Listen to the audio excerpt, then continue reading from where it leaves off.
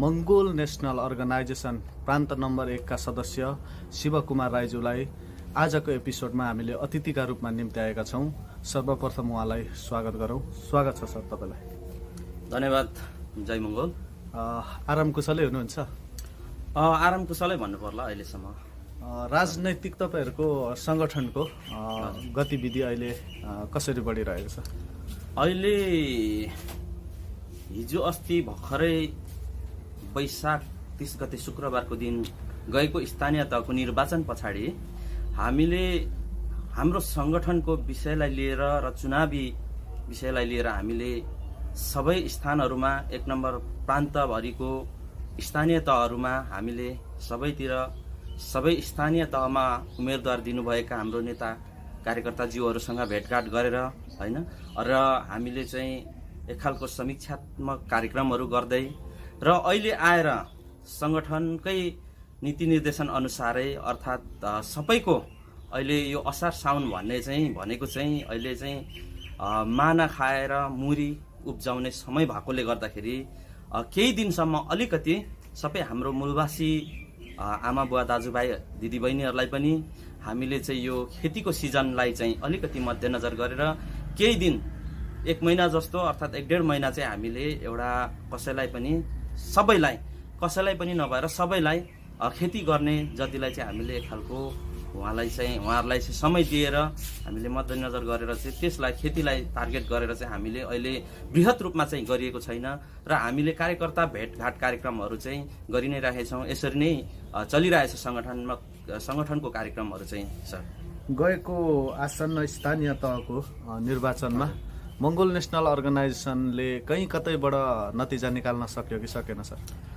यो जुन 2079 वैशाख 30 गते शुक्रबारको दिन भएको स्थानीय तहको निर्वाचनमा हामीले अपेक्षा गरेको भन्दा धेरै नै हामीले चाहिँ सफलता चाहिँ हात पारेको हो।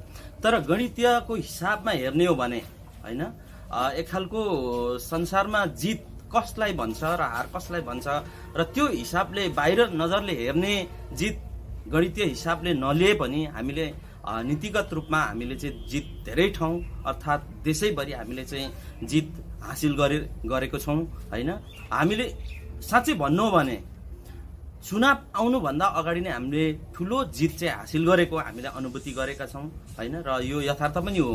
हामीले हिजोको दिनमा जति पनि जुन 2072 को संविधान जारी भइसकेपछि जुन नामाङ्कन सीमाङ्कन र यो चाहिँ संविधानले चाहिँ एक खालको स्थानीय तह कोरिसकेपछि हामीले पहिलोचोटि स्थानीय तहमा चाहिँ चुनाव चिन्ह निर्वाचन अधिकृतहरू निर्वाचन आयोगले चाहिँ हामीलाई आफ्नो मङ्गोल नेसनल अर्गनाइजेसनको चुनाव चिन्ह कुखुराको भाले चाहिँ पहिलोचोटि हामीलाई उपलब्ध भएकोले गर्दाखेरि पहिलोचोटि नै हामीले स्थानीय तहमा लड्दाखेरि सेकेन्ड पोजिसनमा धेरै ठाउँ हामी आयौँ हैन। सेकेन्ड थर्ड पोजिसनमा चाहिँ अझ धेरै ठाउँ र फोर्थ त झन् अनगिन्ती 12 मत 13 मत 24 मत हैन 32 मत 34 मतको अन्तरले हामीले चाहिँ दोस्रो स्थान चाहिँ गणितीय हिसाबमा पनि हामीले हासिल गरेकोले गर्दाखेरि हामीले पहिलोचोटिमै यतिसम्म हाम्रो मूलवासी आमा बुवा दाजुभाइ तथा दिदीबहिनीहरूले हाम्रो मङ्गोल नेसनल अर्गनाइजेसनको मुद्दाहरूलाई लिएर चाहिँ हामीलाई यो अवस्थासम्म दोस्रो अवस्थासम्म ल्याउने एक खालको विश्वास गरेर उहाँहरूले चाहिँ जुन मत दिनुभएको छ उहाँहरूलाई यसै तपाईँहरूको मिडिया मार्फतबाट पनि सम्पूर्ण मतदाता हाम्रो आमा बुवा दाजुभाइ तथा दिदीबहिनीहरूलाई पनि म प्रान्त सभाको तर्फबाट र मेरो व्यक्तिगत तर्फबाट पनि म यसै सन्दर्भमा उहाँहरूलाई धेरै धेरै धन्यवाद दिन चाहन्छु र आगामी दिनहरूमा यो जुन तपाईँहरूले चाहिँ एक खालको योगदान दिनुभएको छ र तपाईँहरूले बुझेर अगाडि हाम्रो सङ्गठनलाई अगाडि बढाइराख्नु भएको छ र योगदान दिइराख्नु भएको छ यसले पक्कै पनि हामीले चाहिँ चमुलुङमाको शिखर चुम्ने हामीलाई चाहिँ ठुलो मद्दत पुगेको छ भन्न पनि चाहन्छु र यसमा हामी धेरै खुसी छौँ र हामीले मैले सोचे भन्दा पनि धेरै राम्रो स्थानीय तहको चुनाव हामीले चाहिँ बिताएका छौँ अर्थात् हामीले सफल गरेका छौँ भन्न चाहन्छु सर। मङ्गोल नेसनल अर्गनाइजेसनले हैन अब धेरै कार्यक्रममा धेरै ठाउँमा हामीले देखिरहेको छौँ सुनिरहेको छौँ लोकतन्त्रको आवाज उठाउँदै आइरहेको छ। वास्तवमा नेपालमा लोकतन्त्र कतिको ठिक छ त? कतिको नेपालको लागि हित छ त? लोकतन्त्र नेपालको लागि एकदमै अपरिहार्य लोकतन्त्र, धर्मनिरपेक्ष प्रान्तीयता नेपाल जस्तो राष्ट्रलाई अत्यावश्यक चिज हो र यो हाम्रो मङ्गोल नेसनल अर्गनाइजेसन अलिकति सरलाई यो क्वेसन यहाँ रोकेर जोड्न चाहे, किनभने अब धेरै राजनैतिक पार्टीहरूले होइन जुन अहिले नेपालको परिवेशलाई हेर्दाखेरि होइन नेपालको यो खालको दुर्घटनालाई हेर्दाखेरि त लोकतन्त्र अभाव भयो कि भन्ने जस्तो पनि देखिन्छ नि। मैले अघि जोडिरहेको थिएँ होइन, म यसैलाई निरन्तर गर्दै तपाईँको प्रश्नको म यसैमा जवाफ जोड्नेछु। तपाईँले अघि भन्नुभएको जुन सोध्नुभएको प्रश्न नेपालको सन्दर्भमा लोकतन्त्र नभई नहुने हो होइन। नेपाल जस्तो देशमा जस्तै अब यहाँनिर चाहिँ अहिलेसम्म जुन 104 वर्ष जाने राणा शासन हामीले चाहिँ हामीमाथि लादियो होइन, 240 वर्षीय चाहिँ शासन राजतन्त्र हामीमाथि बोकियो, अनि विभिन्न उहाँहरूले नै हिन्दू राष्ट्र चाहिँ घोषणा गरे, विभिन्न 30 वर्ष पञ्चायती व्यवस्थाहरू हामीले भोग्दै भोग्दै आइराखेको अवस्थामा उहाँहरूले नै भनिरहेको 4 जात 36 वर्ण भनेर हो, उहाँहरूले लादेका छ 4 जात 36 वर्ण। अब यस्तो अवस्थामा उहाँहरूले चाहिँ एक खालको एउटा धर्म होइन, एउटा जात, एउटा विशेष सम्प्रदायलाई मात्रै लिएर उहाँहरूले चाहिँ एक खालको शासन सत्ता कब्जा गर्ने जुन नीति छ, यस्तो अवस्थामा उहाँहरूले चाहिँ लोकतन्त्र अभाव भयो भन्ने होइन। र यस्तो अवस्थामा चाहिँ झन् लोकतन्त्र चाहिने हो र धर्मनिरपेक्ष पनि आवश्यक छ। धर्मनिरपेक्षले मात्रै म त भन्छु अझै होइन, खस आर्य छेत्री बाहुन मित्रहरूलाई पनि म त के भन्छु भने लोकतन्त्र धर्मनिरपेक्षले नै उहाँहरूलाई पनि बचाउँछ। यहाँको 80% हिन्दू मूलवासी मङ्गोलहरूलाई त बचाउँछ नै, र उहाँहरूलाई पनि बचाउने एउटा माध्यम भनेकै लोकतन्त्र र धर्मनिरपेक्ष हो।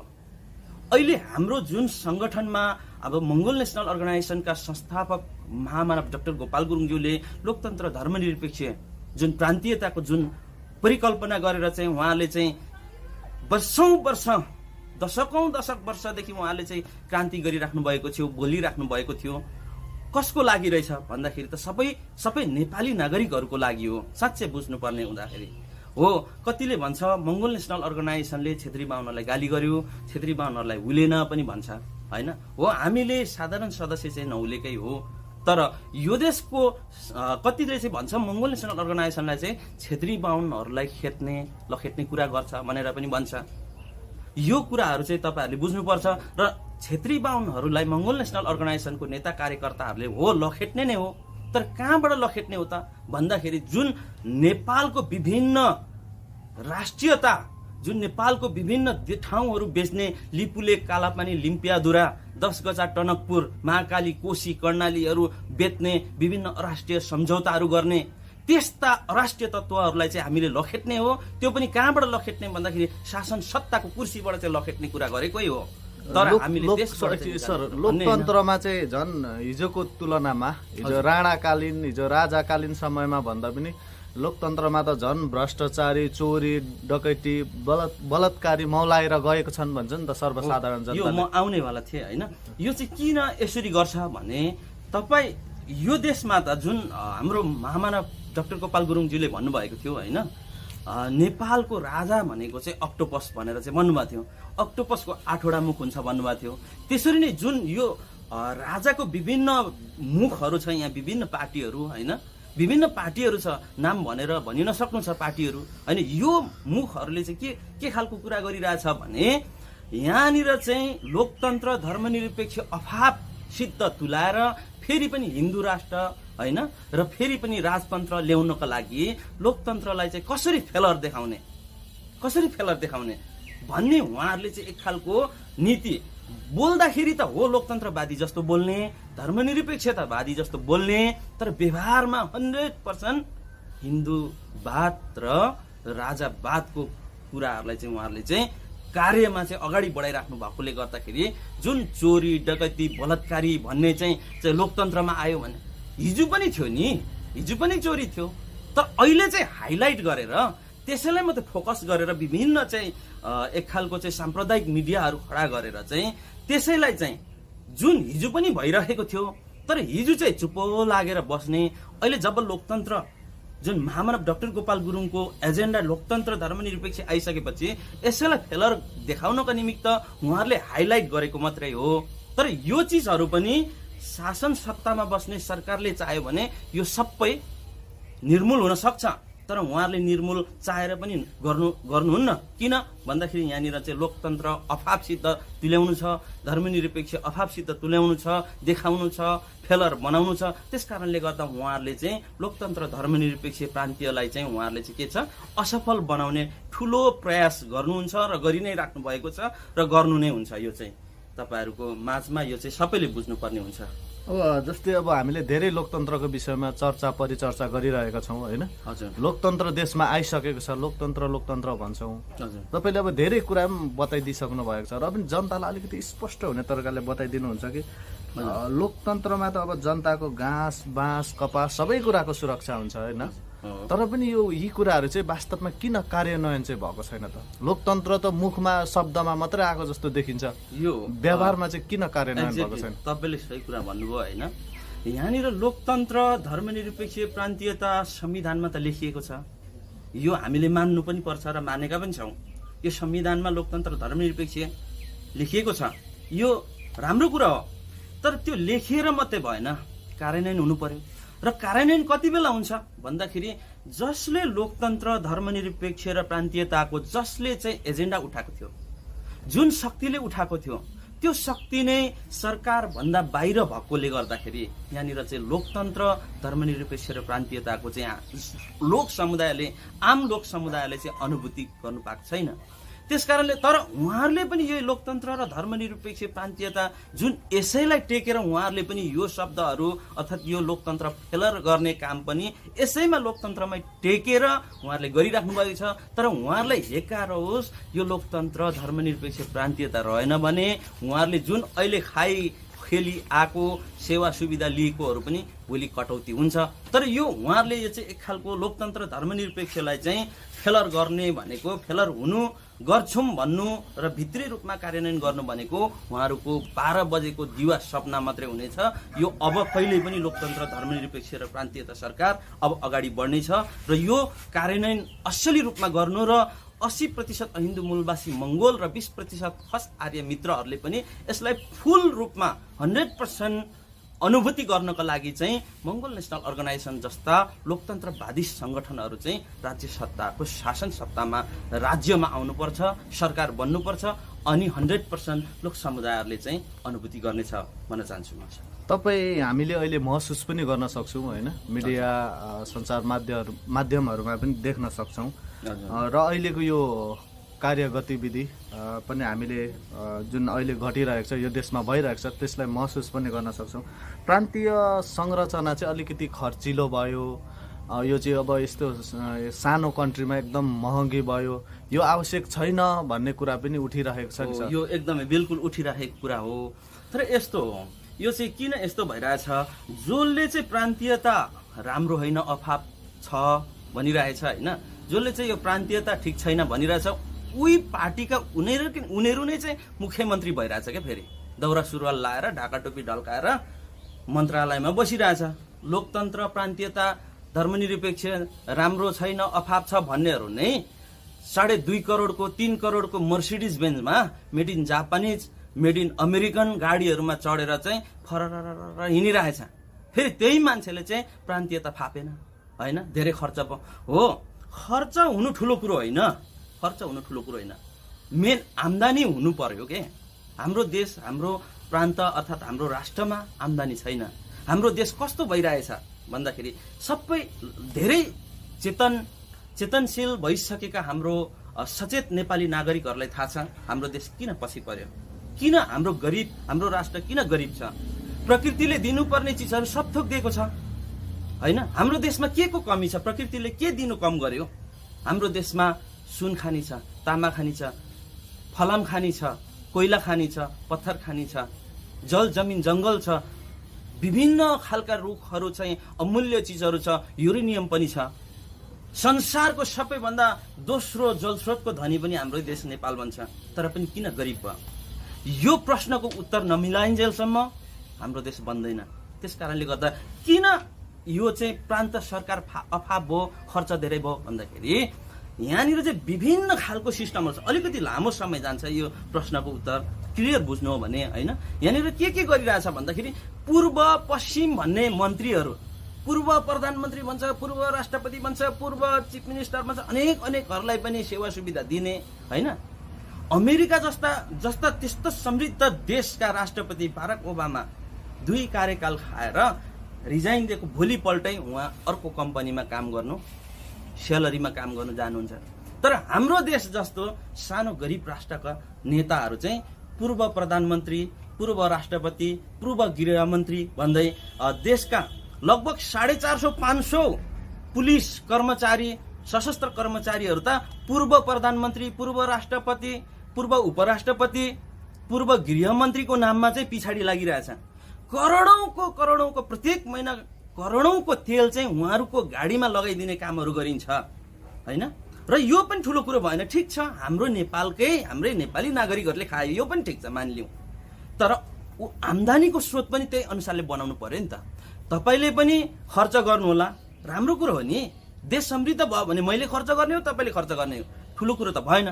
तर त्यो खर्च अनुसारको हामीले आम्दानी बढाउनु पर्यो के, यो ठुलो कुरो रह्यो। त्यस कारणले गर्दाखेरि यो प्रान्त सरकार अभाव रहेको होइन, हामीले उत्पादनमा चाहिँ अभावमूलक कार्यक्रमहरू, कार्ययोजनाहरू लिएकोले गर्दाखेरि यो प्रान्त सरकार चाहिँ अभाव देखाउनु खोजेको हो। अभाव अर्थात् त्यो खर्च भएको होइन, खर्च देखाउनु खोजेको हो र गरि पनि रहेछ। भ्रष्टाचार गर्ने अनि चाहिँ खर्च भयो भनेर त भएन नि त। त्यस कारणले गर्दाखेरि असली प्रान्तीय सरकार चाहने सङ्गठन यसमा पनि यही लागू हुन्छ। असली रूपमा प्रान्तीय सरकार चाहने सङ्गठन शक्तिहरू चाहिँ यो सिद्धान्त अर्थात् यो लोकतन्त्र धर्मनिरपेक्ष प्रान्तीयता एजेन्डाभित्र नआइसकुन्जेलसम्म यसरी नै यो कुराहरू आइ नै रहन्छ। हिजो पनि आएको थियो, अहिले पनि आइरहेछ, भोलि पनि आइरहन्छ। त्यस कारणले गर्दाखेरि यो प्रान्तीयता सरकार चाहिँ खर्चिलो भएको होइन, खर्च गर्नुपर्छ नेपालीले, म भन्छु। तर त्यो खर्च गरेको भन्दा दोब्बर हामीले आय स्रोत बढाउनुपर्छ। त्यस कारणले गर्दा त्यसो भयो भने न हाम्रो 1 नम्बर प्रान्त अर्थात् विभिन्न 7वटा प्रान्तमा चाहिँ विदेशका कामदारहरू यहाँ आउने हो। अमेरिकादेखि आउने मान्छे, युरोपहरूबाट चाहिँ हाम्रो देशमा चाहिँ काम गर्नु, इन्जिनियर आउनु, जस्तो कतार, दुबई, साउदी, त्यहाँको अरबीहरू, त्यहाँको लोकलहरूले बनाएको होइन के। उहाँहरूले चाहिँ एक खालको चाहिँ भिजन देखाइदिने, यो म गर्न चाहन्छु भनेर चाहिँ देखाइदिने हो। विदेशबाट आएर चाहिँ त्यस्तो चाहिँ बुर्ज खलिफाहरू, ट्विन टावरहरू चाहिँ युकेबाट चाहिँ अस्ट्रेलिया, क्यानाडा, अमेरिकाबाट चाहिँ आएर ठुल्ठुलो इन्जिनियरहरू आएर चाहिँ बनाइदिने हो क्या। हाम्रो देशमा पनि भोलि हाम्रो देश त धेरै सम्भावना भएको देश हो। त्यस कारणले गर्दाखेरि भोलि हाम्रो देशमा त विभिन्न विदेशका कामदारहरू आउँछ। उनीहरू त सानोतिनो खर्चमा त बस्दैन नि त, उनीहरूको त लाइफस्टाइल एकदमै एक्सपेन्सिभ छ क्या।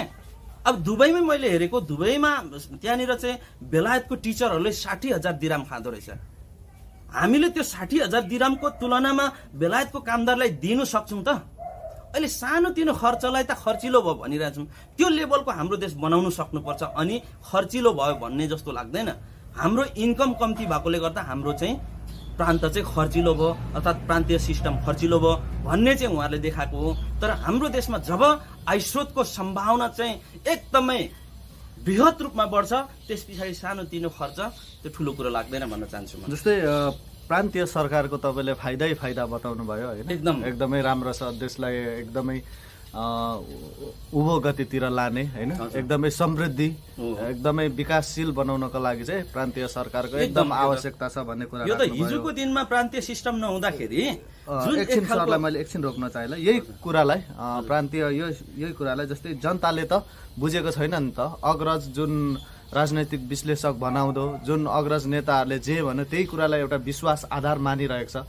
तपाईँले बताइदिनुहोस् न त, प्रान्तीय सरकारको बुदागत रूपमा फाइदाहरू सर्वसाधारण जनतालाई होइन, यो छ है प्रान्तीय सरकार भयो भने चाहिँ यो फाइदा छ भन्ने कुरा चाहिँ बुदागत रूपमा अलिकति बताइदिनुहोस्। यो अहिले फाइदाहरू चाहिँ धेरै छ होइन, धेरै छ फाइदाहरू, तर थोरै म सर्टकटमा बुझाइदिउँ होइन।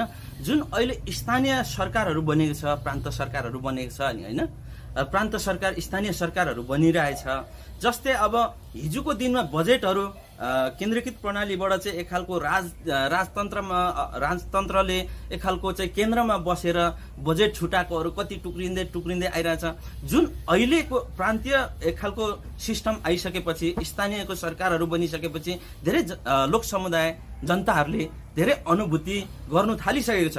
भले हाम्रो सङ्गठन यो राज्यमा अर्थात् शक्तिमा आइसकेको छैन, तर पनि यो जुन हाम्रो मेन एजेन्डाहरू यो प्रान्तीय सरकार पनि भएकोले गर्दाखेरि यसले इन्डाइरेक्टली अहिले पनि फाइदाहरू दिइरहेको छ होइन। जुन बजेटहरू आइरहेछ, प्रान्तबाट छुटिरहेछ, स्थानीय तहमा छुटिरहेछ होइन। विभिन्न हाम्रो लोक समुदायलाई, स्थानीय चाहिँ जनसमुदायहरूलाई, लोक समुदायहरूलाई चाहिँ विभिन्न आफ्नो जीवनशैली, जीवन पद्धतिमा आवश्यक कुराहरू, जस्तै प्रान्तीय सिस्टमबाट चाहिँ अहिले के भइरहेछ भने अहिले धेरै कुराहरू पहिले काठमाडौँ जानु पर्थ्यो भने होइन, अहिले धेरै कुराहरू हाम्रो वडामा आइसकेको छ, धेरै कुराहरू नगरमा हुन्छ होइन। धेरै कुराहरू धेरैमा धेरै हाम्रो एउटा प्रान्तको एउटा अफिस, कार्यालय, के भन्छ चिफ मिनिस्टर, एउटा मुख्यमन्त्री कार्यालयमा पनि सम्पूर्ण चिजहरू हुने भएकोले गर्दा हामीले काठमाडौँ जानु नपर्ने कुराहरू होइन, विविधदेखि लिएर चाहिँ एक खालको केन्द्रीकृत शासन प्रणाली भन्दा प्रान्तीय शासन प्रणालीले चाहिँ हामीलाई चाहिँ धेरै फाइदाहरू दिएको छ र विविध रूपमा यसको चाहिँ लामो समय जान्छ, यसको चाहिँ व्याख्या लामो हुन्छ होइन। विभिन्न कुराहरू उदाहरणहरू दिनुपर्ने भएकोले गर्दा हामीले अहिले सठिक रूपमा बुझ्नु पर्दाखेरि हामीले यो विकास गर्नुको लागि पनि भोलिको दिनमा साँच्चै बुझ्नु भने होइन, हामीले हेर्ने हो भने इन्डियाको हेरौँ होइन, त्यो दुबईको हेरौँ होइन, युकेको हेरौँ, त्यहाँ पनि एउटा खालको के छ भन्दाखेरि स्टेट गभर्मेन्टहरू छ नि, प्रोभिन्स गभर्मेन्टहरू छ के त्यहाँ पनि। अहिले विकास भएको देशहरू हेर्ने हो भने त्यहाँ पनि प्रोभिन्स गभर्मेन्टहरू छ। दुबईलाई 7 वटा स्टेट बनाएर चाहिँ त्यहाँ प्रान्तीय सरकारहरू बनाएको छ। इन्डियामा हेर्नुहोस् होइन, सिक्किम हिजो नरबहादुर भण्डारी अर्थात् लेन्डुप दोर्जेको पालामा कस्तो थियो, पछि त्यहाँनिर चाहिँ एक खालको सिक्किम स्टेट बनिसकेपछि अर्थात् सिक्किम स्टेट चाहिँ त्यहाँनिर चाहिँ मान्यता पाइसकेपछि कति अगाडि बढ्यो। त्यसरी नै त्यहाँनिर चाहिँ के भइरहेछ भने एक स्टेट अर्थात् एक प्रोभिन्स र अर्को प्रोभिन्सले पनि एक खालको कम्पिटिसन, विकास, यसलाई सम्झिने भने पोजिटिभ छ, तर बुझेन र यसलाई चाहिँ दुरुपयोग गरियो भने नेगेटिभ कुरा आउँछ अगाडि। त्यस कारणले गर्दा अगाडि यहाँनिर चाहिँ ल्याइएको चाहिँ के हो भन्दाखेरि अलिकति यो अभाव भयो, प्रान्तीय सरकार नराम्रो भयो, खर्चिलो भयो भन्ने विषय चाहिँ यो चाहिँ के भन्छ भन्दाखेरि उहाँहरू नचाहने मान्छेले भनेकोले गर्दाखेरि यस्ता कुराहरू आएको मात्रै हो। तर यो प्रान्त सरकार चाहिँ एकदमै हाम्रो देश जस्तो, हाम्रो राष्ट्र जस्तो राष्ट्रलाई अर्थात् लोक समुदायलाई चाहिँ एकदमै आवश्यकता कुराहरू भएकोले गर्दा, एजेन्डाहरू भएकोले गर्दाखेरि यो चाहिँ एकदम राम्रो छ भन्न चाहन्छु सठिक रूपमा सर।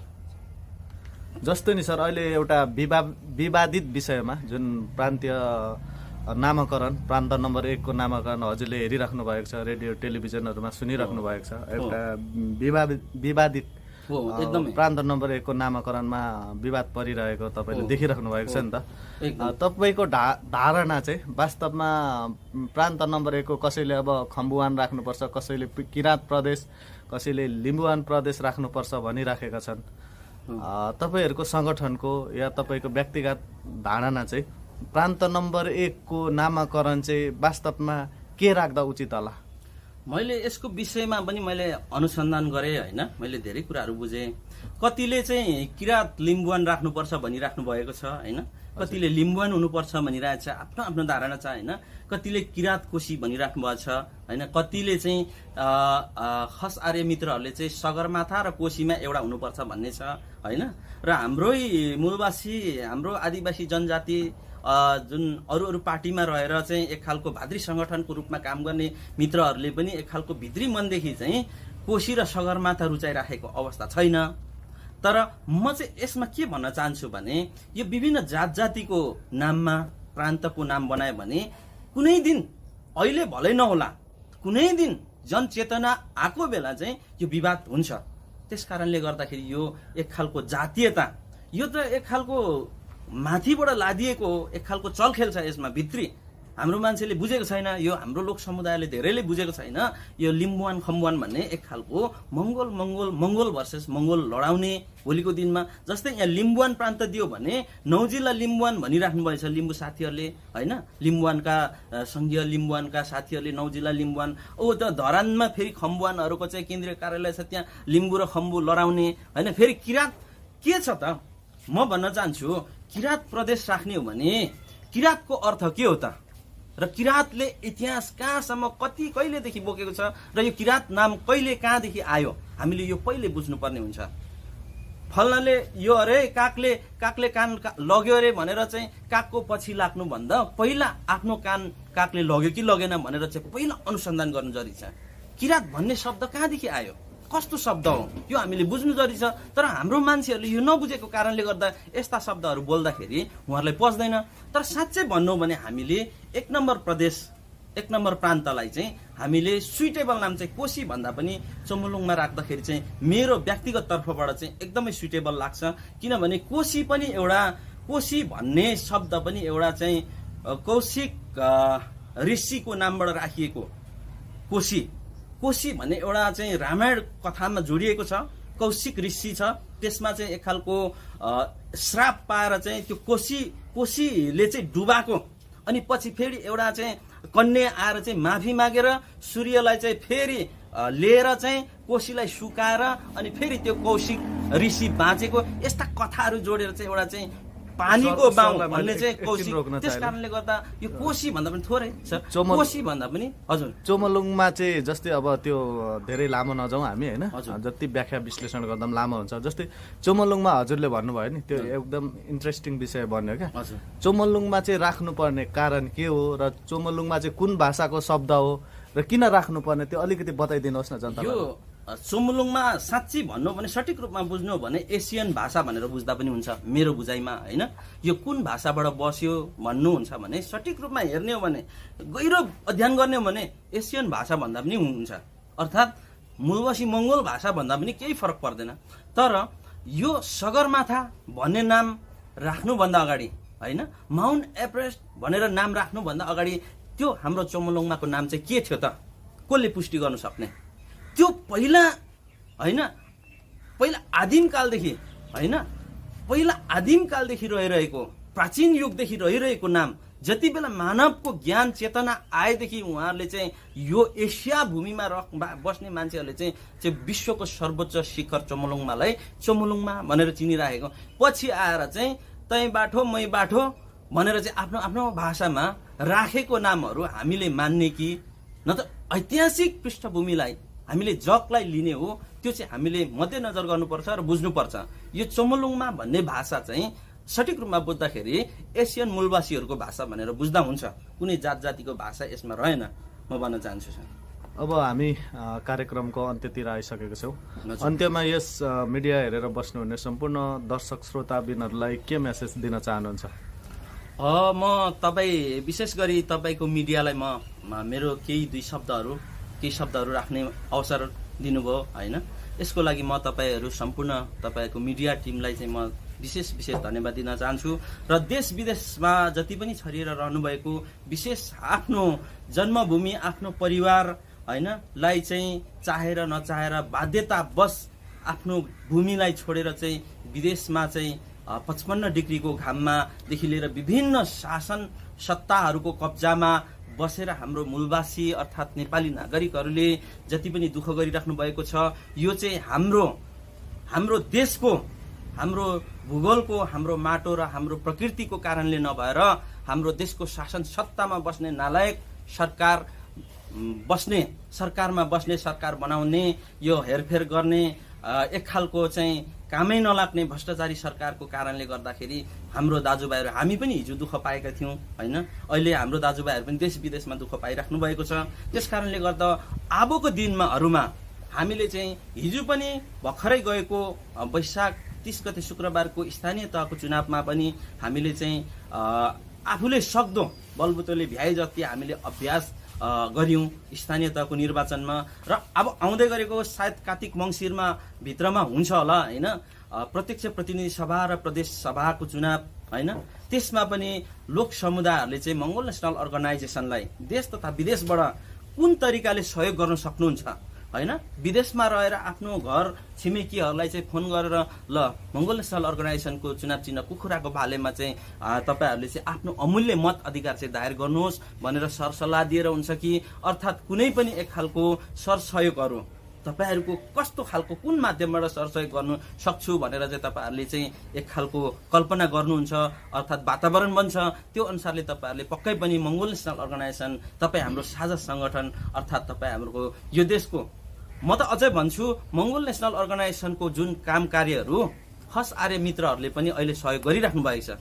यो काम चाहिँ कस्तो छ भन्दाखेरि खस आर्य मित्रहरूलाई पनि के भन्न चाहन्छु भने अहिले मङ्गोल नेसनल अर्गनाइजेसनले खस आर्य मित्रहरूलाई चाहिँ साधारण सदस्य दिएको छैन होइन। यो किन यस्तो भइरहेछ भन्दाखेरि तपाईँ साधारण सदस्य अर्थात् साधारण खस आर्य मित्रहरू गाउँघरको कुनै पनि खस आर्य क्षेत्रीय बाहुन मित्रहरूले चाहिँ गुनासो नगर्नु होला भन्न चाहन्छु। तपाईँहरूको दोष पनि छैन भन्न चाहन्छु होइन। र तपाईँहरूले चाहिँ तर गलत नजरले हेर्नुहुन्छ भने त्यो तपाईँहरूको कुरा हो।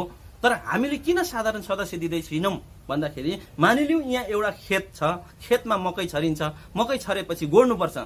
यो देश चाहिँ हामीले अब गोड्ने हो। तर यहाँनिर चाहिँ खस आर्यहरूलाई चाहिँ गोड्नु लायो भने चाहिँ मकैको जरा सबै काटेर पहेँलै बनाइदिने रहेछ क्या। त्यस कारणले गर्दाखेरि बरु हामी आफै गोड्छौँ, भोलि मकै फलेपछि तपाईँहरूलाई पनि दिन्छौँ भनेर चाहिँ हामीले लागि परेको मात्र हो। खस आर्य मित्रहरूले पनि गुनासो नगर्दा हुन्छ। यो मङ्गोल नेसनल अर्गनाइजेसनको लडाइँ भनेको त्यो लडाइँ हो जुन हामीले अहिले गोडमेल गरिरहेछौँ। तपाईँहरूले पनि भोलिको दिनमा मकैको घोगा हुन्छ कि मकैको के हुन्छ खानु पाउनुहुन्छ। तपाईँहरूलाई पनि यहाँनिर चाहिँ 20% मानव अधिकार दिएर चाहिँ तपाईँहरूले पनि यहाँनिर चाहिँ हक अधिकार जमाएर यो देशको नागरिक भएर बस्नुहुन्छ। त्यस कारणले तपाईँहरूले पनि एक खालको मन खिन्न नगरिकन तपाईँहरूले पनि कस्तो खालको भूमिका हुन्छ सहयोग गरिदिनु हुन खस आर्य मित्रहरूलाई पनि आह्वान गर्न चाहन्छु। र विशेष गरी देश तथा विदेशमा रहनुहुने दाजुभाइहरूलाई चाहिँ मैले अघि भनिहालेँ, तपाईँहरू आफ्नो तरिकाले के कसरी सहयोग गर्न सक्नुहुन्छ जुटौँ होइन। अब हाम्रो पालो आएको छ।